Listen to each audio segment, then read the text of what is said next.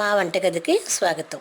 మా వంటగదిలో ఈరోజు ఎంతో సింపుల్గా ప్రిపేర్ చేసుకునే కంది పచ్చడి ఎలా తయారు చేయాలో చూద్దాం. ఇది రైస్లోకి, ఇడ్లీ, దోశల్లో కూడా వాడుకోవచ్చు. ఎలా ప్రిపేర్ చేయాలో చూద్దాం. ముందుగా స్టవ్ పై పాన్ పెట్టుకొని 1 టేబుల్ స్పూన్ ఆయిల్ వేద్దాం.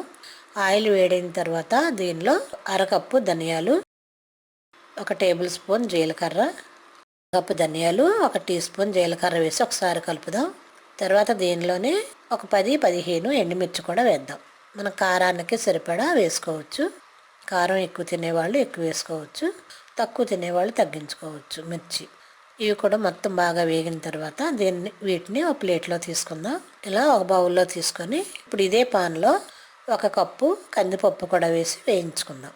కందిపప్పు బాగా వేగాలి. ఆయిల్ లేకుండా కూడా వేయించుకోవచ్చు. నేనైతే పచ్చడి కాబట్టి కాస్త ఆయిల్లోనే కందిపప్పు వేస్తున్నాను. ఇలా కందిపప్పు బాగా వేగిన తర్వాత దీన్ని కూడా ఒక ప్లేట్లో తీసుకుందాం.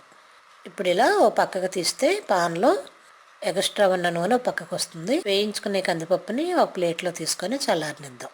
ఇప్పుడు ఒక మిక్సీ జార్ తీసుకొని ముందుగా వేయించిన ధనియాలు, జీలకర్ర, ఎండుమిర్చి మిశ్రమం వేసి దీనిలోనే వేయించిన కందిపప్పు కూడా వేసి రుచికి తగినంత ఉప్పు కూడా వేసి మూత పెట్టి మిక్సీ చేసుకుందాం. ఇది అలా వచ్చిన మిశ్రమం దీనిలో ఇలా రెడీ అయిన ఈ మిశ్రమంలో కొద్దిగా చింతపండు, చిన్న నిమ్మకాయ అంత చింతపండు, కొద్దిగా వాటర్ కూడా వేసి మరొకసారి మిక్సీ చేస్తే ఇలా పచ్చళ్ళ రెడీ అవుతుంది. దీన్ని పోపు వేసుకుందాం.